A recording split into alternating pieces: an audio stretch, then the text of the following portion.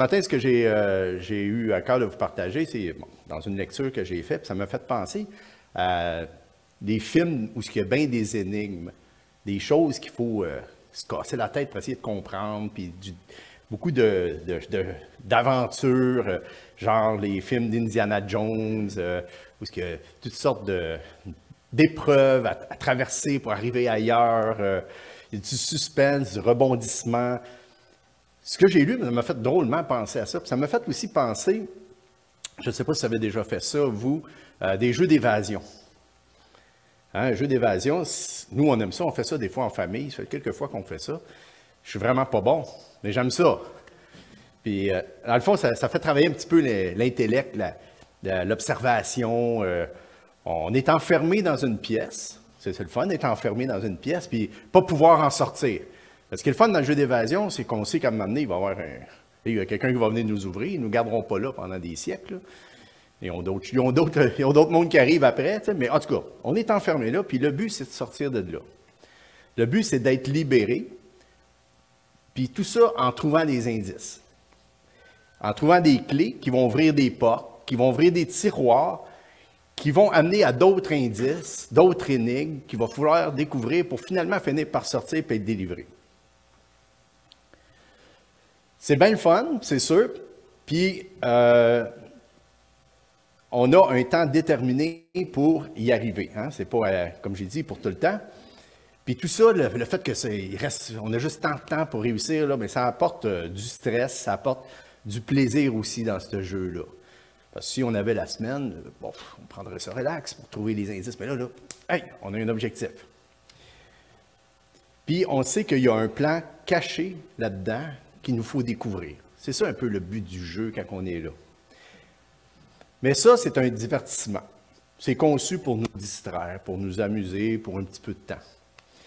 Mais j'ai découvert, en lisant Éphésiens, que Dieu a un plan pour nous.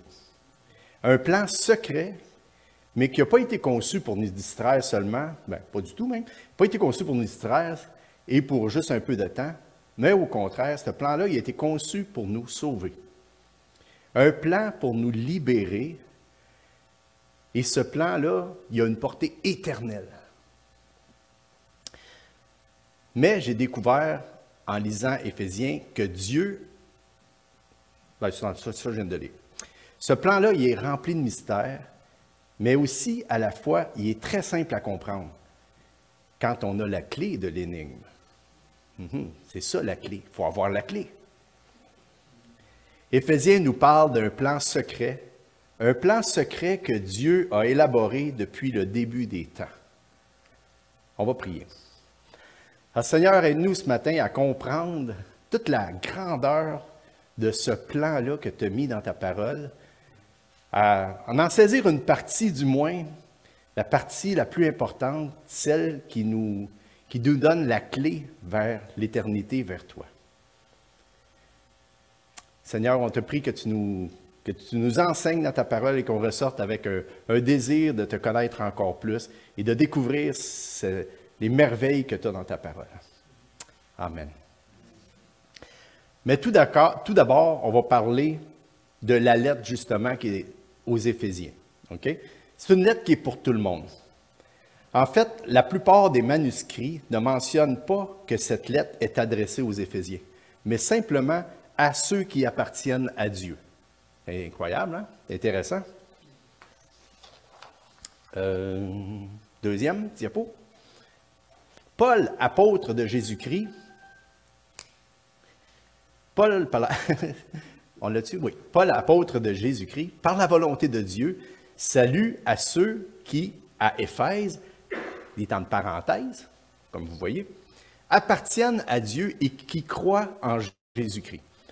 Donc, Paul connaissait très bien l'Église d'Éphèse. Hein? C'était une église où il avait passé 3 ans dans son ministère. Puis pourtant, cette lettre-là est une des moins personnelles qu'il a écrites. Selon la plupart des spécialistes, il s'agirait plutôt d'une lettre circulaire adressée aux églises d'Asie mineure, à laquelle Colossiens 4,16 ferait allusion. Par exemple, dans Colossiens 4,16, c'est écrit « Lorsque cette lettre, la lettre aux Colossiens, Hein, lorsque cette lettre aura été lue chez vous, faites en sorte qu'elle soit également lue dans l'église de Laodicée. Fait que là, il a écrit Colossiens aux Colossiens. Il lui dit, lorsque cette lettre-là va être lue, envoyez ça à l'église de Laodicée, pour qu'ils la lisent eux aussi. Et lisez vous-même celle qui vous sera transmise par les Laodicéens. L'épître aux Laodicéens, je ne la connais pas. Elle n'existe pas. Donc, c'est pour ça que la plupart des érudits de la parole disent, on parle de notre lettre circulaire là, d'Éphèse. Or, on sait qu'il n'y a pas d'épître aux Laodiciens, comme j'ai dit. D'ailleurs, sa conclusion, puis les salutations dans cette épître-là, Paul ne mentionne personne en particulier, comme il a fait dans bien d'autres épîtres. Il salue Tite, salue ci, salue un tel. Dans cette épître-là, non.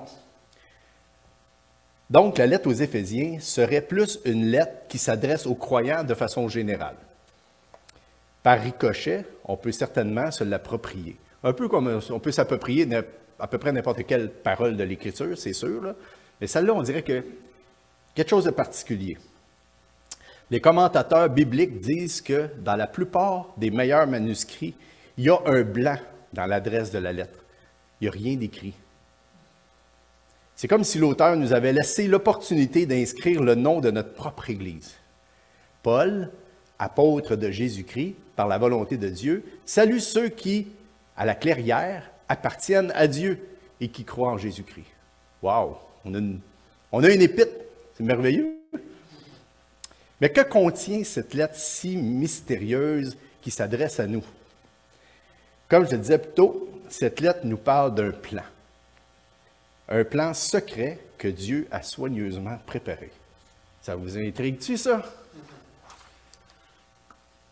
Un plan secret préparé depuis bien longtemps. Je relisais dernièrement le récit de la création dans Genèse 1. J'étais émerveillé de voir comment Dieu a tout mis en place. Quand on prend le temps de le lire, là, point par point, là, voyons donc, c'est incroyable. C'est incroyable. Qu'est-ce que Dieu a mis? Dans quel ordre il a créé toutes les choses? Comment est-ce que tout planifié, tout soigneusement préparé? Mais Genèse 1, je vais vous apprendre peut-être quelque chose. Genèse 1 n'est pas le début de l'aventure avec Dieu. La Bible commence là, mais ça n'a pas commencé là, l'aventure avec Dieu.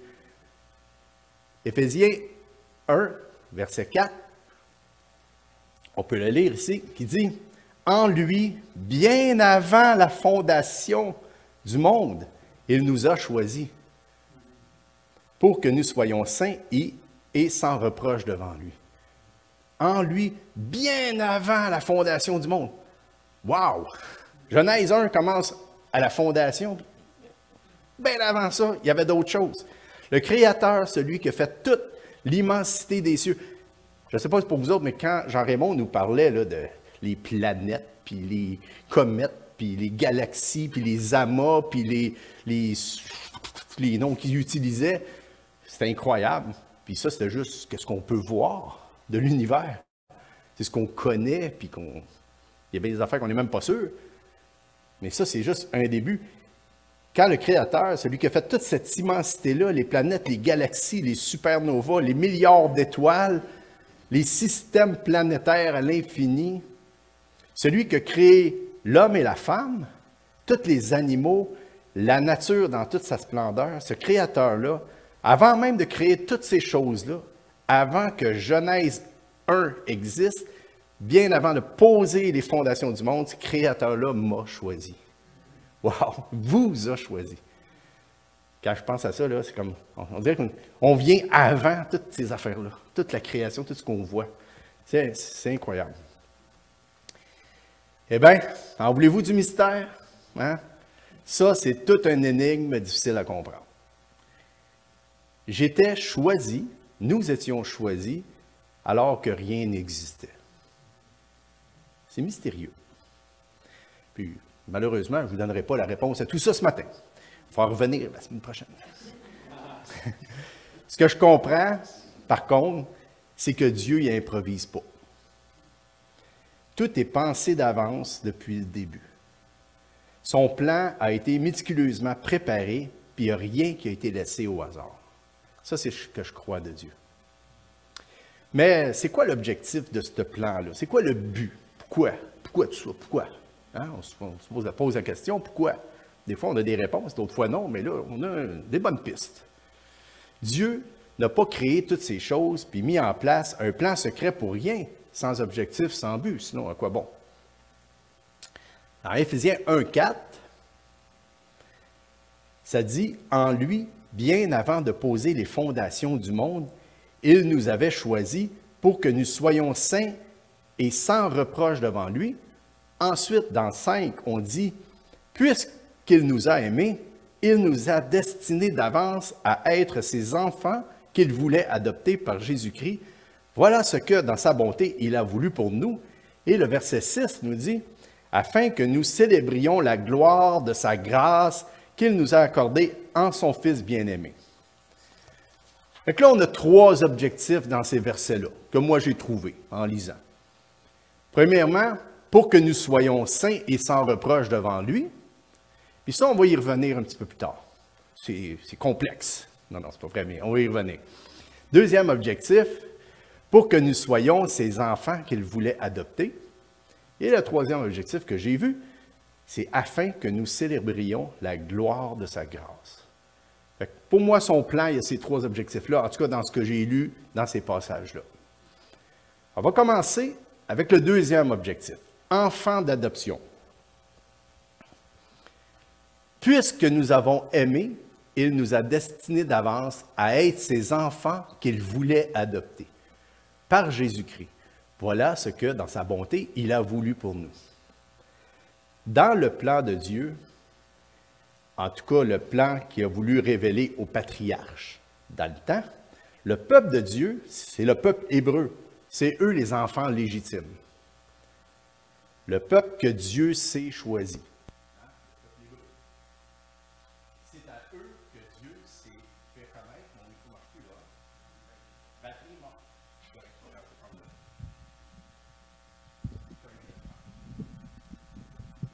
On va faire comme quand je chante. Mais sans les fausses notes. Donc, c'est à eux que Dieu s'est fait connaître et qu'il a donné ses commandements. C'est à eux qu'il s'est présenté comme un père et qu'il considérait comme ses enfants.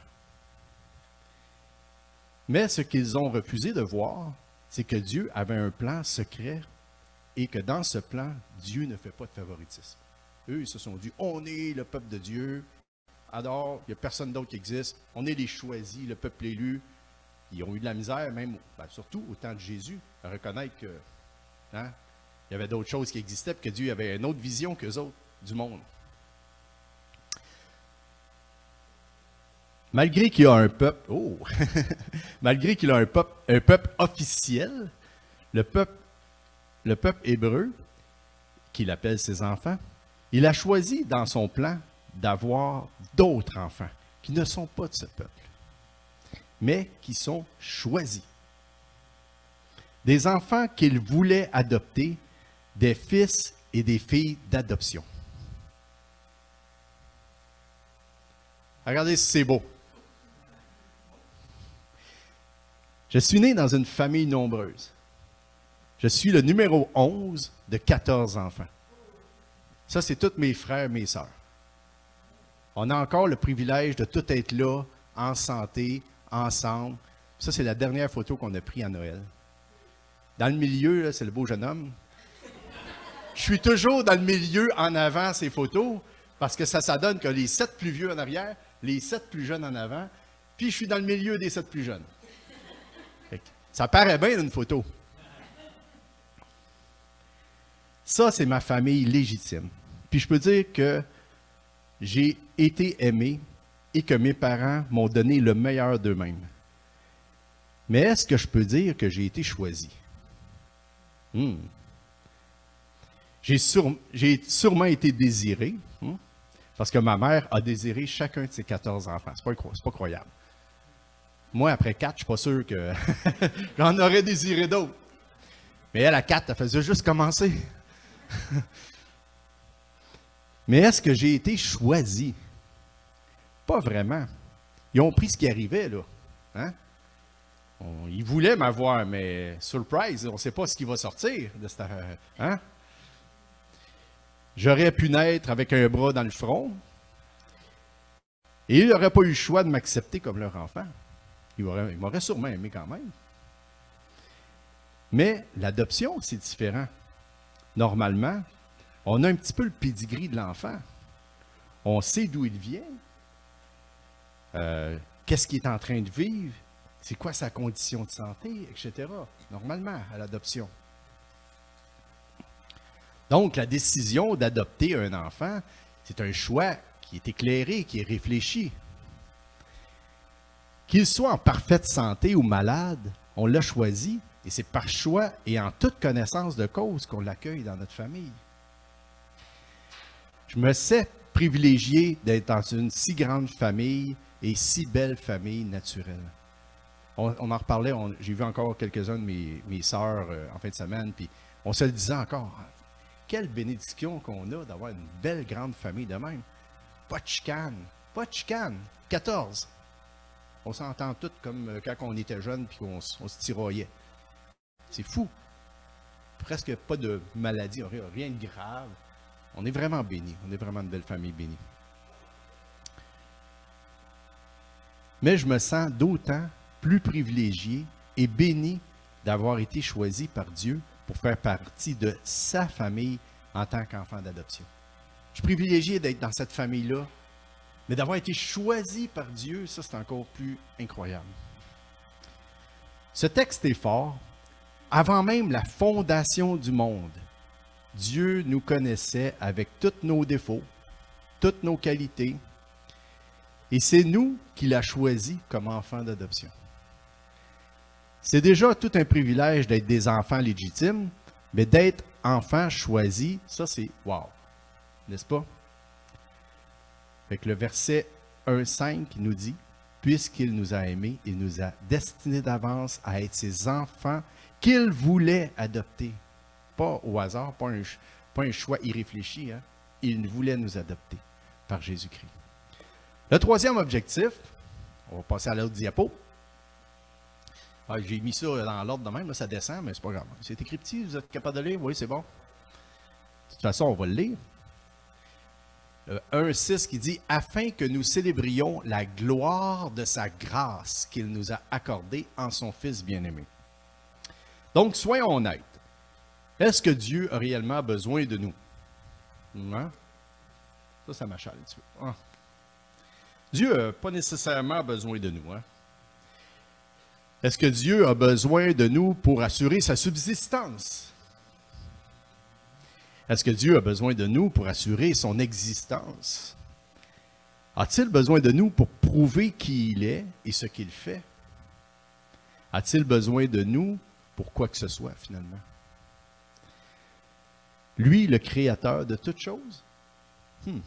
En tout cas, si vous allez lire Job 38 et 39, par curiosité, allez lire ça. Puis si vous croyez être quelque chose d'autre que vous êtes en réalité, là, ben ces deux chapitres-là devraient vous replacer dans la bonne perspective.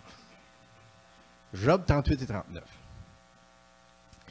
Donc, Éphésiens 1,6 nous dit « Afin que nous célébrions la gloire de sa grâce. » C'est compliqué un peu. « Qu'il nous a accordé en son Fils bien-aimé. » Donc, Dieu nous aime, pas par dépit, il nous aime par désir. C'est son désir que nous soyons en sa présence pour célébrer, afin de célébrer sa grâce. Dans son plan, Dieu a créé toutes ces choses afin que nous puissions nous réjouir éternellement avec lui en sa présence. C'est un de ses objectifs de ce plan-là. Son point d'honneur, sa grâce, son point d'honneur, qui est sa gloire, là, sa gloire, là, il est honoré de ça. Son point le plus culminant, je dirais, à Dieu, c'est sa grâce. Sinon le plus grand attribut de Dieu, c'est sa grâce. La grâce de Dieu retient la colère de sa justice contre tout ce qui est contraire à Dieu. Je vais la répéter celle-là, ça m'a pris du temps à la composer.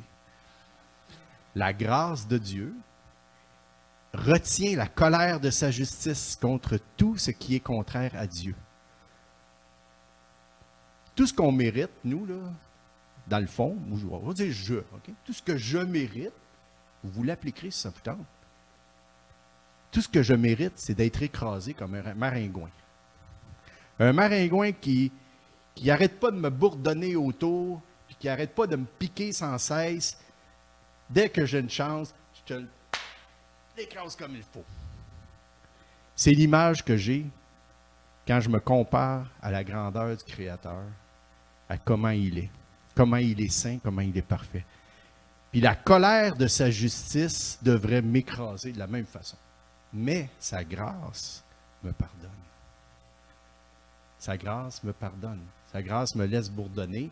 Sa grâce m'enseigne à arrêter de bourdonner puis pas le piquer. C'est un peu ça.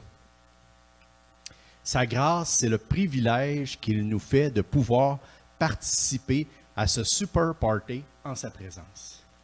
Un party éternel où nous célébrerons cette grâce que Dieu nous a faite. Revenons maintenant au premier objectif que j'avais mis de côté, pas parce que ça ne me tentait pas d'en parler, mais je voulais garder pour le dessert. Dans Éphésiens 1,4, en lui, Dieu, bien avant de poser les fondations du monde, comme on a dit tantôt, il nous a choisis, comme on a dit aussi, pour que nous soyons saints et sans reproche devant lui. Ça, c'est une bonne commande. On a vu que Dieu veut nous adopter. On n'adopte pas un enfant pour l'envoyer dans un pensionnat. Hein? Si j'adopte quelqu'un dans ma famille, c'est parce que j'ai envie de partager mes valeurs, j'ai envie de l'aimer, j'ai envie d'être proche, de raconter des histoires le soir pour qu'il s'endorme. Je ne vais pas adopter un enfant et dire, tiens, va-t'en dans un pensionnat jusqu'à 18 ans, puis tu reviendras mais que tu sois élevé. Non, on veut participer à sa vie. C'est ça que Dieu veut faire avec ses enfants d'adoption. Dieu veut que nous soyons avec lui, dans sa présence, pour célébrer avec lui. Mais il y a un hic. Le hic, c'est que Dieu est saint. Mieux que ça, Dieu est quoi? 3 fois saint. Je l'ai mis à faire le 3 fois saint. Il n'est pas juste saint, il est 3 fois saint. Mais, selon le dictionnaire biblique, la sainteté, c'est une qualité fondamentale de Dieu. Sa pureté est absolue. Une pureté absolue. Dieu est sans péché, sans tache, et il n'y a rien de souillé qui peut entrer dans sa présence. Fait que là, on a un hic. Dans le plan de Dieu, donc le plan de Dieu est que nous soyons dans sa présence, mais sans nos fautes, sans nos mauvaises habitudes d'humains, sans nos dépendances, sans nos mensonges, sans nos médisances, sans notre haine, sans notre égoïsme, sans notre désir de pouvoir, sans notre manque d'amour et de compassion, sans notre cupidité, sans nos péchés, un maringouin pas d'or. Ce qu'il y a de beau, c'est que nous avons été choisis pour être saints sans reproche devant lui, comme c'est écrit.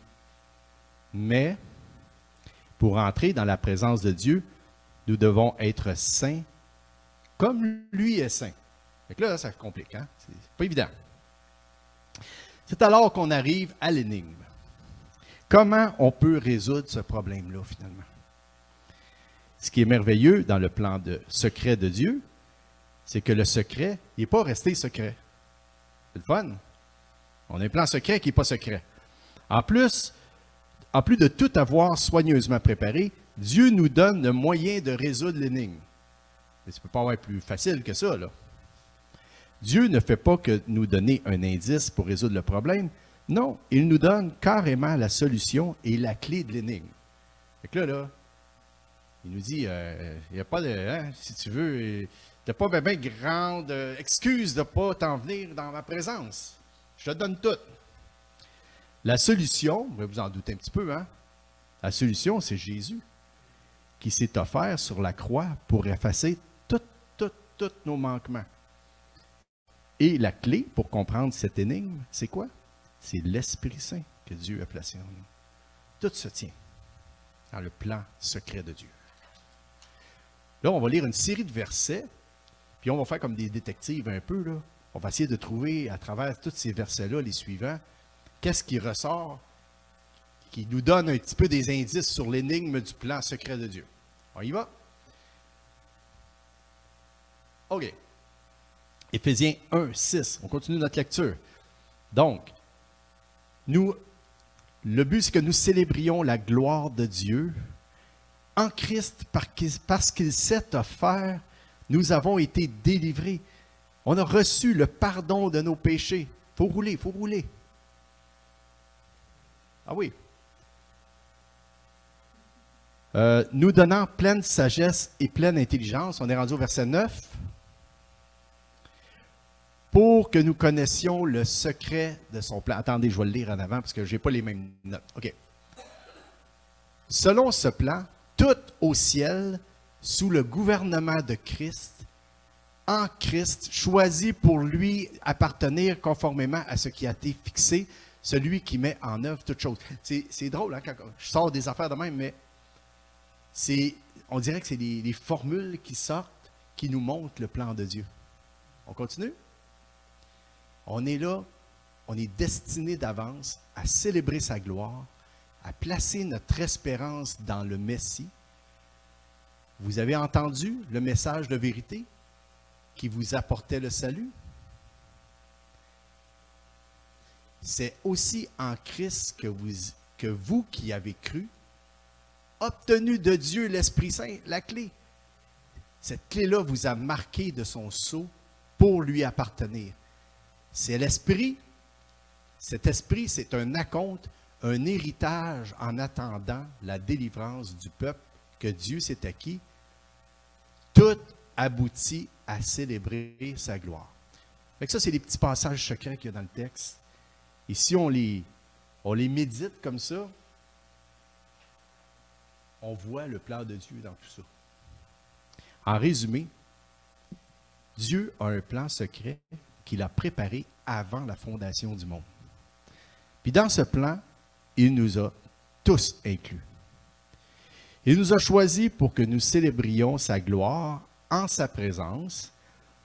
Et dans ce plan, il a prévu que nous puissions accéder en sa présence en nous rendant lui-même, en nous rendant saints et irréprochables par le sacrifice de Jésus sur la croix. Dans ce plan secret, il a même prévu de dévoiler ce secret en envoyant son esprit pour nous ouvrir les yeux et le cœur afin d'accepter et de croire dans ce plan-là. Ouais, c'est merveilleux. La prochaine fois qu'on va aller jouer dans un jeu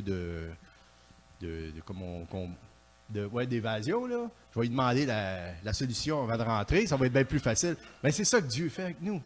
Il nous donne la solution, puis la clé, il faut juste la saisir. Prochaine diapo, je crois. Ouais. Donc, son plan est tout simple. Dieu nous veut dans sa présence et Jésus-Christ, par sa mort, nous donne le moyen d'y parvenir. Et on peut voir dans Éphésiens 2:8, parce qu'on continue dans la lettre d'Éphésiens, mais là, je n'ai pas mis le verset, je pense. Car, on le connaît par cœur, car c'est par grâce que vous êtes sauvés, par le moyen de la foi. Je l'avais-tu? Oui, je l'ai. Par le moyen de la foi, cela ne vient pas de vous, c'est un don de Dieu. Ce n'est pas le fruit d'œuvre que vous auriez accompli. Personne n'a donc raison de se vanter.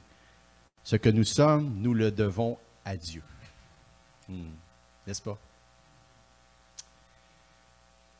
En se préparant pour la scène, je vais juste mentionner que dans son plan, Dieu s'est fait comme l'un d'entre nous. Il a vécu parmi nous dans la personne de Jésus. Quoiqu'il ait vécu les mêmes choses que nous sur terre, il est resté saint, sans défaut, sans péché.